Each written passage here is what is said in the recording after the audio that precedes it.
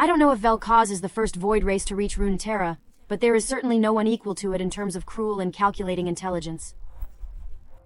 While its fellow devoured or devoured everything around it, it meticulously studied the human world and its strange fighting creatures to see if there were any weak points for the void to exploit. Even so, Vel'koz, it is too late to passively observe it responds to any threat with its deadly plasma, or by fragmenting the very structure of the world itself.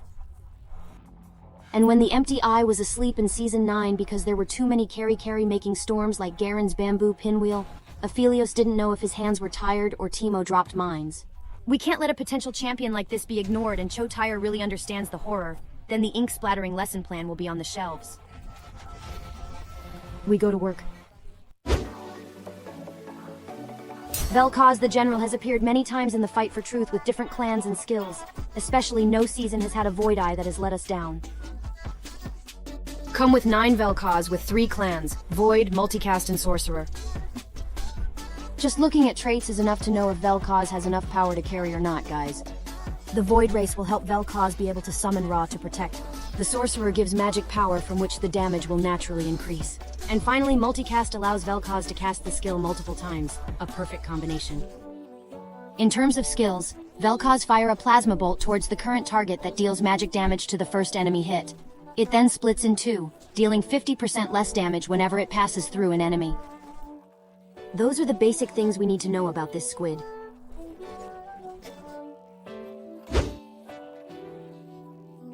The post frame for you to do slow roll to raise the ink to 3 stars will be at level 7. With Malzahar, Kassadin, Teemo, Swain, Soraka, Tarek, and protagonist Vel'koz. I will activate all of Vel'koz's surrounding systems such as 3 Void, summon Void Remora to support partial resistance and control.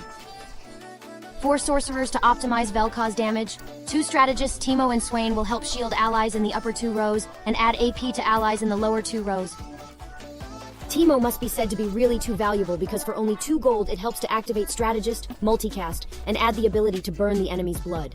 Kassadin and Tarek will join hands to share damage with Swain, because both 2 Bastion will gain magic resistance armor. Now that you know which generals the squad needs, now you guys have the same equipment. With the legendary mechanic, you will easily draw equipped with Twisted Fate option only. What is needed now is to know the standard equipment for the main characters. Vel'koz will have 3 Sentinel items, Blue Buff to spam skills continuously, Jeweled Gauntlet to help amplify damage, Hextech Gunblade to add healing to self and allies. Defense equipment will be assigned to Swain or Tarek, in case Swain is contested by too many houses, because Noxus is usually used in Teemo and Katarina carry sets. After building attack equipment, defense equipment, but still have some left over, please draw Chalice of Power immediately, to buff more power for Vel'koz. Now switch to the extremely easy teaming part. With Void Remora, you should line up in front of enemy tank champions to knock them up, 1 beat. Usually the top center position will have the most frequency. 3 generals, Swain, Kassadin, Tarek stood next to each other to create a shield to protect the rear squad. Vel'koz has a long range, so I'll definitely put it in row 4. But left or right will depend on enemy carry position. We should put the squid on the same side with their staple. Until it uses the ability to split 2 spheres into 2 sides, there will be a chance to deal damage to enemy carry. Teemo is placed next to Vel'koz, holding Chalice of Power and buffing Vel'koz with Soraka.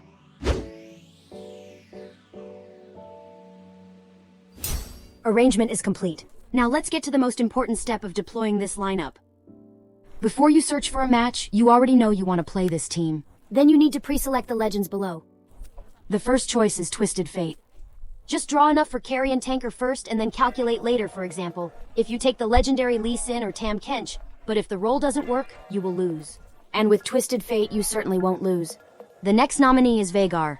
The trait of this legend is to help deal a lot of damage with the hero's skills. And the last option is Polo. Nothing special, just a traditional match. Instead, there will be a leftmost upgrade. Re-roll or draw equipment. Then with Polo, it will give random upgrades. But will be related to what you are playing. That's why this is not a bad plan for those of you who often fight back. Next are the suitable lands to vote. Zon Class Industries. Every time you pair a complete item, you get 3 gold. Economic jobs are very necessary for all squads, especially with a 3-star chess set like this lesson plan. Even more cannot be taken lightly. Freljord Hearthhome. On 4, 5, gain a consumable masterwork upgrade that lets you upgrade 1 equipped item into its radiant version. Imagine Vel'koz holding the blue buff or the light jeweled gauntlet. What would it be? What a horror! Ionia can be used by all 3 lands. Noxus Noxcrea. Each time you take an augment, a random arena hex appears. Units on an arena hex gain an item that they can use. Noxus Immortal Bastion. On 2. 1. Gain a battle flag that once placed on your board, grants 20% attack speed and a 10% max health shield to units that start combat adjacent to it. Targon Magnum. On 2, 5 and 4. 5. Gain a Tactician's Crown. Shurima Bazaar. Component carousels have 2 components on them instead of 1. And the last land will be Pit Lover.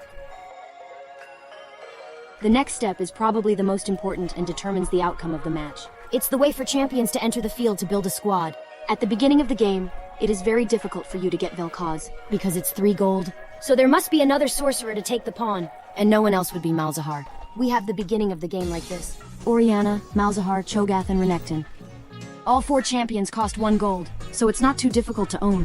Have an item like Waymog's armor, or Gargoyle Stoneplate, equip Renekton. And if there is a nice carry item for Vel'koz, let's optimize for Malzahar. Hold it and level up. Just add Kassadin and summon Void Remora. You are super healthy. That's what you need to do in round 2. Come to the second round, I 3.2. You need to get to 6, and roll takes the 2-star lineup as follows. Malzahar, Kassadin, Teemo, Swain, Vel'koz, Taric. The system must be called super complete with 3 Void, 2 Bastion, 4 Sorcerer, 2 Strategist, and 2 Multicast. This is also what makes this team's top 1 rate so high, because they have so round traits. Comprehensive attack and defense. The power is updated too soon. And so on Snowball, up level 7. Plus Soraka is also a cheap champion. And proceed to Vel'koz 3 stars is asking for games. Up to level 8. Then you remove Soraka and add Sona and Talia to hit 4 sorcerers. Vel'koz will now cast 2 more times instead of just 1. Or simply add Javan and activate more strategist. Next are the appropriate upgrades. To harness the power of Vel'koz. Overcharged Mana Font. Your sorcerer units gain 30 mana. The first time each sorcerer gets a takedown each combat, they gain 30 mana. Gain 2 sorcerers. Magic Wand gain a needlessly large rod.